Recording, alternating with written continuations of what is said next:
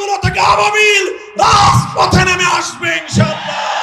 আবার নতুন করে যেই ফ্যাসিবাদ জেগে বসার চেষ্টা করছে, যদি আমরা শুরুতেই তাকে সঠিকভাবে ফ্যাসিবাদের পথ থেকে সরিয়ে আনতে না পারি, তাহলে 1400 দ্বিগুণে 2800 মানুষের রক্তের মাধ্যমে আমাদের এই ফ্যাসিবাদ মুক্ত করতে হবে।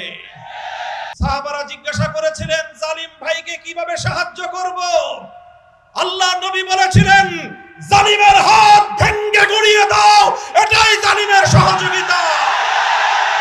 আমরা শহীদ প্রেসিডেন্ট জিয়াউর রহমান, বেগম খালেদা জিয়ার প্রতিষ্ঠিত বিএনপির 90 জালিম ভাইদেরকে লক্ষ্য করে স্পষ্ট বার্তা দিতে চাই, যদি জালিমের হাত, জুলুমের হাত গুটিয়ে না নাও, আমরা সব ভেঙে গুড়িয়ে দেব ইনশাআল্লাহ।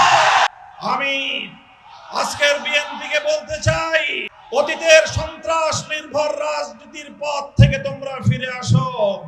সেই 24-এর বিপ্লব পরবর্তী নতুন বাংলাদেশে ছাত্র দলের সন্ত্রাস নির্ভর রাজনীতি বাংলাদেশের শিক্ষাঙ্গনগুলোতে চলতে পারে না।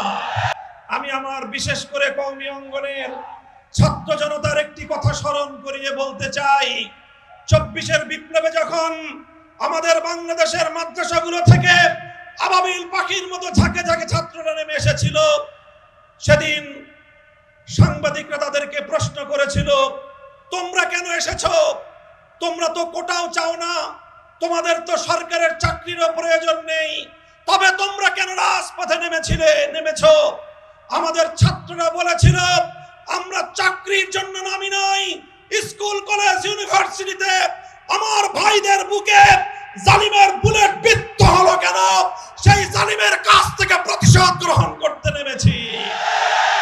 আমি আবার সে কথার পুনরাবৃত্তি করছি, মনে রাখবেন, বাংলাদেশের যেখানেই জুলুম হবে, যেখানেই জালিমের হাত উদ্ধত হবে, আবার মাদ্রাসাগুলো থেকে আবাবিল রাজপথে নেমে আসবে ইনশাআল্লাহ। আখেরি পয়গাম, গণভোটের রায় দিয়েছে 70% জনগণ। এই গণভোটের রায় যদি কার্যকর না করা হয়, মনে রাখবেন, এই গণভোটের রায় আমরা পেয়েছি 1500 শহীদের রক্তের বিনিময়ে। এই গণভোটের রায় পেয়েছি শাপলা চত্বরের শহীদের রক্তের বিনিময়ে। এই গণভোটের রায় আমরা পেয়েছি 57 জন বিপ্লবীর রক্তের বিনিময়ে। যদি সে